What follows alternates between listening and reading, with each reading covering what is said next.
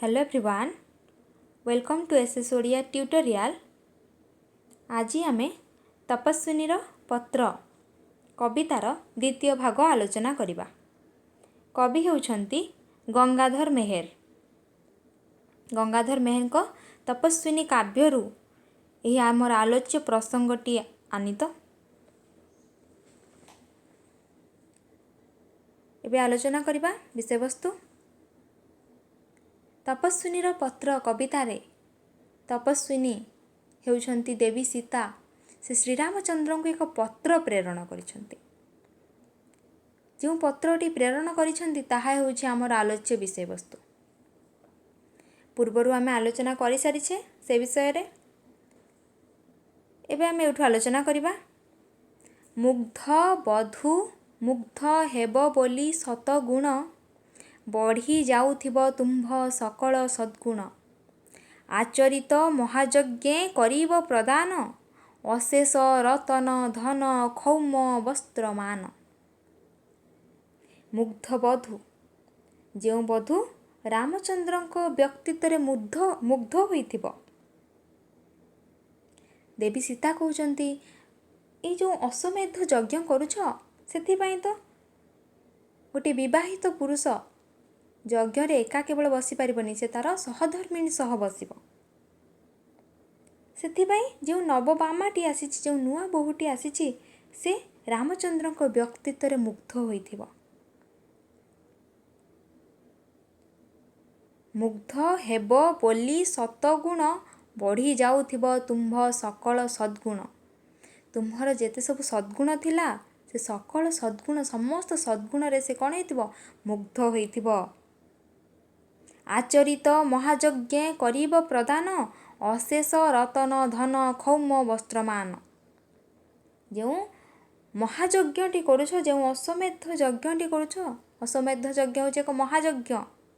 से महायज्ञ रे कौन करिब ना अशेष रत्न धन खौम वस्त्रमान कौन करिब समस्त को प्रदान करिब, दान करिब। जो यज्ञ करा जाउ ना कहीं से यज्ञ रे समस्त को किछि ना किछि दान करा जाय थाए। एठारे देवी सीता श्रीरामचंद्र को सुचाई दे कहउचंती जो महायज्ञटी उपस्थापन करुछ से यज्ञ रे अशेष कोटि कोटि कौन करिब रत्न धन वस्त्र समस्त को दान करिब। खौम वस्त्र पाट लुगा से कौन करिब ना दान करिब। सिद्ध काम हेबे तही अर्थी समुदाय मो मानसे भिक्षाए एक होइछि उदय। एछार भिक्षारे नाथ नहेब कृपण दया रत्नमय दान बारिधि आपण। सिद्ध काम कहिले जହାର कामना सिद्ध हुए बा पूरण हुए। हेबे तही अर्थी समुदाय अर्थी जे अर्थ कामना करती समस्तंकर कामना को किए सिद्ध करती श्रीरामचंद्र प्रजावत्सल राजा श्रीरामचंद्र समस्तंकर कामना को समस्तंक आशा को कौन करथांती पूरण करिथांती। मो मानसे भिक्षा एक होइछि उदय। आपण तो श्रीरामचंद्र समस्तंकर आशा को पूरण करती। मो मनरे मो हृदय रे एक मो मानसे भिक्षा एक होइछि उदय। मु मध्य कौन करछि आपण को भिक्षा मागुछि। क्यों भिक्षा ना ए छार भिक्षा रे नाथ नहेब कृपण दया रत्नमय दान बारिधि आपण। मु जो देवी सीता कहउचंती मु जो भिक्षाटी आपण को मागुछि से भिक्षा रे कृपण हेबनी। कौन से भिक्षा कथा कुआ जायछि ना आपण तो हेउछंती भिक्षा कथा कुहा जाय नै, परवर्ती समय रे कुहा जायछि ना मु जो भिक्षाटी मागिबा को जाउछि आपण तो दयार रत्नमय दान बारिधि। दयार सागर बारिधि होछि समुद्र बा सागर, आपण तो दानर समुद्र दया रत्नमय। तो आपण मु जो छोटिया भिक्षाटी मागिबा को जाउछि से भिक्षा रे आपण कृपण हेब नाही, कुंठित हेबे नाही।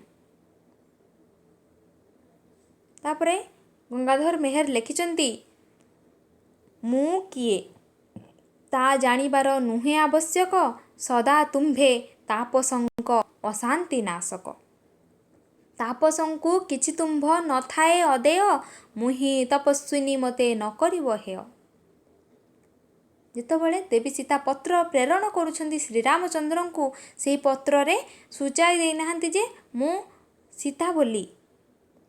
ସେ ଲେଖିଛନ୍ତି, ଦେବୀ ଯେତେବେଳେ ପତ୍ର ଲେଖିଛନ୍ତି ମୁଁ କିଏ ତାହା ଜାଣିବାର ଆବଶ୍ୟକତା ନାହିଁ। କିନ୍ତୁ ସବୁବେଳ ପାଇଁ ତୁମ୍ଭେ ହେଉଛ କ'ଣ ନା ତାପସଙ୍କ ତପସ୍ୱୀଙ୍କର ଅଶାନ୍ତି ନାଶକ। ତପସ୍ୱୀମାନଙ୍କର ଅଶାନ୍ତିକୁ ଯେ ନାଶ କରେ ସେ ହେଉଛନ୍ତି ଶ୍ରୀରାମଚନ୍ଦ୍ର। ତପସ୍ୱୀମାନଙ୍କର ସବୁ ଦୁଃଖ ଗ୍ଲାନିକୁ ଯେ ବିନାଶ କରନ୍ତି। ତାପସଙ୍କୁ କିଛି ତୁମ୍ଭ ନଥାଏ ଅଦେୟ, ମୁହିଁ ତପସ୍ୱିନୀ ମୋତେ ନ କରିବ ହେୟ। ସବୁବେଳ ପାଇଁ ତୁମେ ତପସ୍ୱୀମାନଙ୍କୁ କ'ଣ କରୁଛ? ହେୟ କେବେ କରେ ନାହିଁ, ହେୟ କେବେ ତୁଚ୍ଛ କେବେ ମନେ କର ନାହିଁ। ସମସ୍ତଙ୍କର ମନ ଜାଣି ପ୍ରଜାବତ୍ସଳ ଶ୍ରୀରାମଚନ୍ଦ୍ର ସମସ୍ତଙ୍କର ମନ ଜାଣି ସମସ୍ତଙ୍କୁ ପ୍ରଦାନ କରିଥାନ୍ତି କ'ଣ? ଯାହାର ଆବଶ୍ୟକ ସେସବୁ ପ୍ରଦାନ କରିଥାନ୍ତି। ଏବଂ ତପସ୍ୱୀମାନଙ୍କୁ ସେ କେବେ ଖାଲି ହାତରେ ଫେରାଇ ଦେଇନଥାନ୍ତି। ସେଥିପାଇଁ ମୁଁ ହେଉଛି ଏକ ଭିକ୍ଷାରୁଣୀ। କିଏ କହିଛନ୍ତି? ଦେବୀ ସୀତା କହିଛନ୍ତି, ମୁଁ ଆପଣଙ୍କୁ ଗୋଟିଏ ଛୋଟ ଭିକ୍ଷାଟି ମାଗୁଛି। କେବେ ହେଲେ ସେଇ ଛୋଟ ଭିକ୍ଷାଟି ପାଇଁ କ'ଣ କରିବନି? କୁଣ୍ଠାବୋଧ କରିବନି, କୃପଣ ହେବ ନାହିଁ। ଯେ ହୋଇଛି ଆଜି ତୁମ୍ଭ ଅଙ୍କର ଭାଜନ, ଭକ୍ତି ଭରେ ଦେଖୁଥିବେ ଜଗତର ଜନ। ପୂର୍ବେ ସେହୁ କରିଥିଲେ କେଉଁ ଘୋର ତପ, କେଉଁଠାରେ କେତେ କାଳ କେଉଁ ମନ୍ତ୍ର ଜପ। କ'ଣ କୁହାଯାଇଛି? ନା ଦେବୀ ସୀତା ଲେଖୁଛନ୍ତି ଶ୍ରୀରାମଚନ୍ଦ୍ରଙ୍କୁ ଯେଉଁ ପତ୍ରଟିରେ ଯେ ଆଜି ତୁମର ଅଙ୍କର ଭାଜନ ହୋଇଛି, ଯେ ତୁମ କୋଳରେ ବିରାଜମାନ ହୋଇଛି, ସେ ଭକ୍ତି ଭରେ ତାକୁ କିଏ ଦେଖୁଥିବେ? ଜଗତର ଜନ। ଲୋକମାନେ ସମସ୍ତଙ୍କୁ ଶ୍ରୀରାମଚନ୍ଦ୍ରଙ୍କର ଯେଉଁ ନବବାମା ନବ ବୋହୂଟି ରହିଛି, ସମସ୍ତେ ଜଗତର ଜନ କ'ଣ କରୁଥିବେ? ଭକ୍ତି ଭାବରେ ସେମାନଙ୍କୁ ଦେଖୁଥିବେ, ସେ ନବବାମାଙ୍କୁ ଦେଖୁଥିବେ। ସେଇ ନବବାମା ଜଣକ ପୂର୍ବରୁ କେଉଁ ଘୋର ତପସ୍ୟା କରିକି ଶ୍ରୀରାମଚନ୍ଦ୍ରଙ୍କୁ ଏ ଜନ୍ମରେ କ'ଣ କରିଛି? ଶ୍ରୀରାମଚନ୍ଦ୍ରଙ୍କ ସ୍ୱଭାବରେ ମୁଗ୍ଧ ହୋଇ ତାଙ୍କର ନୂଆ ବୋହୂ ସାଜିଛି। ସେଇ ଯେଉଁ ନବବାମା ଜଣକ, ନବ ବୋହୂ ଜଣକ କେଉଁଠାରେ ତପସ୍ୟା କରୁଥିଲା ଏବଂ କେତେ ସମୟ କେଉଁ ମନ୍ତ୍ର ଜପ କରୁଥିଲା, ସେ କଥା ଦେବୀ ସୀତା ପଚାରିଛନ୍ତି। ଯେ ମୋତେ ତ ପରିତ୍ୟାଗ କଲ, ଏବେ ଯେଉଁ ନୂଆ ବୋହୂ ଜଣକ ଆସିଛି ନବବାମା, ସେ କେଉଁ ତପସ୍ୟା କରିଛି, କେଉଁଠାରେ ତପସ୍ୟା କରିଛି ଏବଂ କେତେ କାଳ ତପସ୍ୟା କରିଛି, ତା ସହିତ କେଉଁ ମନ୍ତ୍ର ଜପ କରୁଥିଲା, ତାହାର ପ୍ରଶ୍ନ ପଚାରିଛନ୍ତି। ଯେ ଶ୍ରୀରାମଚନ୍ଦ୍ରଙ୍କୁ ପ୍ରାପ୍ତ ହୋଇଛି। ଏହା ମାତ୍ର ପ୍ରଭୁ ମୋତେ ଦେବଟି ଜଣାଇ, ଅନ୍ୟ କିଛି ଧନେ ମୋର ପ୍ରୟୋଜନ ନାହିଁ। କୋଟି ଅଶ୍ୱମେଧେ ଯେତେ ଧନ ହୁଏ ଦାନ, ତହିଁରୁ ଅଧିକ ତାହା ହେବ ମୋର ଜ୍ଞାନ। ଦେବୀ ସୀତା କ'ଣ କହୁଛନ୍ତି?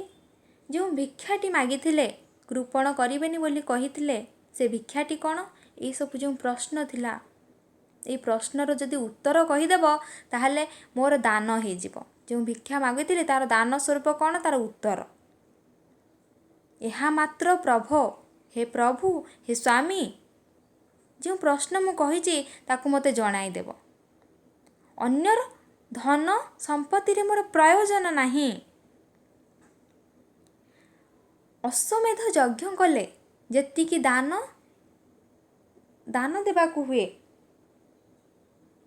ଅଶ୍ୱମେଧ ଯଜ୍ଞରେ ଯେତେ ଧନ ଦାନ କରାଯାଏ, କେବଳ ଗୋଟିଏ ଅଶ୍ୱମେଧ ଯଜ୍ଞ କଥା କୁହାଯାଇନି, କୋଟିଏ ଅଶ୍ୱମେଧ ଯଜ୍ଞ କଥା କୁହାଯାଇଛି। ଏହି କୋଟିଏ ଅଶ୍ୱମେଧ ଯଜ୍ଞରେ ଧନ ଯେତେ ଦାନ କରାଯାଏ, ତାଠାରୁ ମଧ୍ୟ ଅଧିକ ହେଉଛି କେବଳ ଏଇ ଉତ୍ତର। ଇଏ ହେଉଛି ମୋର ଜ୍ଞାନ।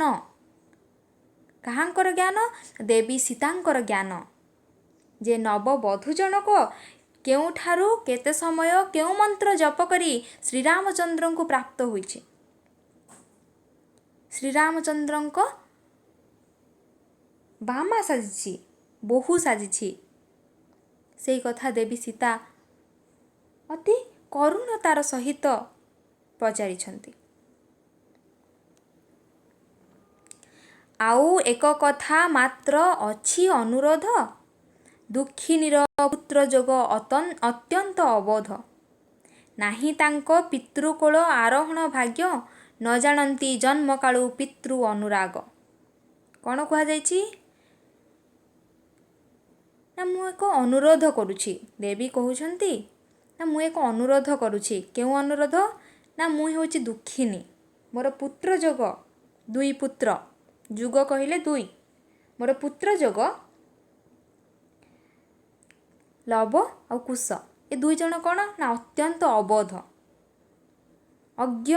ଏମାନେ କିଛି ଜାଣନ୍ତିନି ଯେ ତାଙ୍କର ପିତୃକୋଳ ଆରୋହଣ ଭାଗ୍ୟ ମଧ୍ୟ ନାହିଁ। ବାପାଙ୍କ କୋଳରେ ଯେଉଁ ବସିବାର ଭାଗ୍ୟ ମୋର ପୁତ୍ର ଦୁଇ ଜଣଙ୍କର ନାହିଁ। କି ସେମାନେ ଜନ୍ମକାଳୁ ଯେବେଠୁ ଜନ୍ମ ହେଲାଣି ସେ କେବେଠୁ ପିତୃ ଅନୁରାଗ, ବାପାଙ୍କର ସ୍ନେହ, ପିତାଙ୍କର ସ୍ନେହ ସେ କେବେ ହେଲେ ପାଇନାହାନ୍ତି। ସେଥିପାଇଁ ଦେବୀ ଲେଖିଛନ୍ତି ପୁତ୍ର ଯୁଗ ଅତ୍ୟନ୍ତ ଅବୋଧ। ସେମାନେ ଜାଣନ୍ତି ନାହିଁ ଯେ ତାଙ୍କର ପିତା କିଏ ବୋଲି। କେବେ ହେଲେ ସେ ପିତାଙ୍କର ସ୍ନେହ ମଧ୍ୟ ପାଇନାହାନ୍ତି। ପ୍ରଥମେ କ'ଣ ଲେଖିଲେ ଦେବୀ? ପତ୍ରରେ ନମସ୍କାର କରିକି ଯେଉଁ ଯଜ୍ଞର କାର୍ଯ୍ୟ ଥିଲା, କିପରି ଭାବରେ ଯଜ୍ଞରେ କ'ଣ କ'ଣ ପ୍ରଦାନ କରିବେ, କ'ଣ କ'ଣ ଧନ ଦାନ କରାଯିବ, ସେସବୁ ବିଷୟରେ ବର୍ଣ୍ଣନା କରିକି ନବବାମା ଜଣକ କିପରି ରାମଚନ୍ଦ୍ରଙ୍କୁ ପ୍ରାପ୍ତି ହୋଇଛି, କେଉଁ ତପସ୍ୟା କରି ତାର ପ୍ରଶ୍ନ ପଚାରିଛନ୍ତି। ଏବଂ ପୁଣି ଲେଖିଛନ୍ତି ତାଙ୍କର ଯେଉଁ ପୁତ୍ର ରହିଛନ୍ତି ଲବ ଆଉ କୁଶ, ସେ ଯେଉଁ ଅଯୋଧ୍ୟା ଯିବେ ବୋଲିକି ରାମାୟଣ ଗାନ କରିବା ପାଇଁ, ସେ ଦୁଇ ଜଣ କେବେ ହେଲେ ପିତାଙ୍କର ବାପାଙ୍କର ସ୍ନେହ ପାଇନାହାନ୍ତି, ଅବୋଧ ବୋଲି କହିଛନ୍ତି। ତାପରେ କ'ଣ ବର୍ଣ୍ଣନା ରହିଛି ପରବର୍ତ୍ତୀ ଭିଡ଼ିଓରେ ଆମେ ଆଲୋଚନା କରିବା। ଆଜିର ଭିଡ଼ିଓ ଏଇଠି ଶେଷ ହେଉଛି। ଭିଡ଼ିଓଟି ଭଲ ଲାଗିଥିଲେ ଲାଇକ୍ କରନ୍ତୁ, ଫ୍ରେଣ୍ଡମାନଙ୍କ ସହ ସେୟାର କରନ୍ତୁ, ସବସ୍କ୍ରାଇବ୍ କରନ୍ତୁ, ଯାହାଫଳରେ କି ନ୍ୟୁ ଭିଡ଼ିଓର ନୋଟିଫିକେସନ୍ ପାଇପାରିବେ।